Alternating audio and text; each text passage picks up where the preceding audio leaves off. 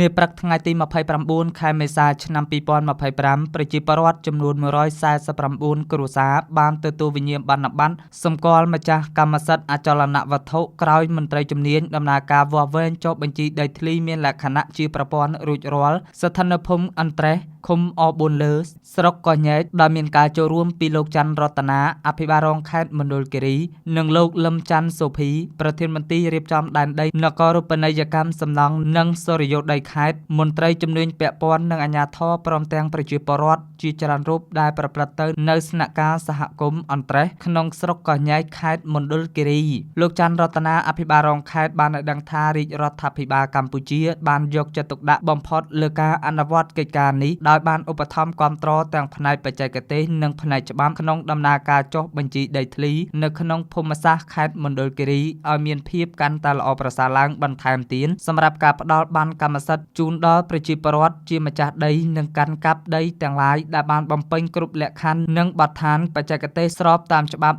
និងបទដ្ឋានគតិយុត្តជាធរមានលោកបន្ថែមថាការចែកបានកម្មសិទ្ធិនេះជាលើកទី38ហើយសម្រាប់ក្នុងខេត្តមណ្ឌលគិរីគឺដើម្បីផ្ដល់សុវត្ថិភាពជូនការកាន់កាប់ដីធ្លីជូនប្រជាពលរដ្ឋទូទៅដោយពុំមានប្រកាន់និន្នាការនយោបាយអ្វីឡើយហើយនេះជាការបង្កលក្ខណៈសម្បត្តិដល់ការលើកកម្ពស់កម្រិតជីវភាពរស់នៅរបស់ប្រជាពលរដ្ឋក្នុងការធ្វើអាជីវកម្មកសិកម្មលើដីធ្លីជាកម្មសិទ្ធិស្របច្បាប់របស់ខ្លួនឲ្យអស់សក្តានុពលដោយពុំមានភ័យខ្លាចអ្វីទៀតឡើយជាមួយគ្នានេះលោកច័ន្ទរតនាក៏បានផ្ដាំផ្ញើដល់បងប្អូនប្រជាពលរដ្ឋដែលទទួលបានវិញ្ញាបនបត្រសម្គាល់ម្ចាស់អចលនវត្ថុសូមរក្សាទុកឲ្យបានត្រឹមត្រូវព្រោះបាននេះមានតម្លៃណាស់សម្រាប់សម្គាល់ដីស្របច្បាប់របស់បងប្អូនគ្មានអ្នកណាមករំលោភបំពានបានឡើយលោកលឹមច័ន្ទសុភីប្រធានមន្ត្រីរៀបចំដែនដីនគររូបនីយកម្មសំឡង់និងសុរិយោដីខេត្តបានឲ្យដឹងថាសម្រាប់ក្បាលដីដែលត្រូវបានចែកបាននាពេលនេះមានចំនួន247បានស្មើនឹង149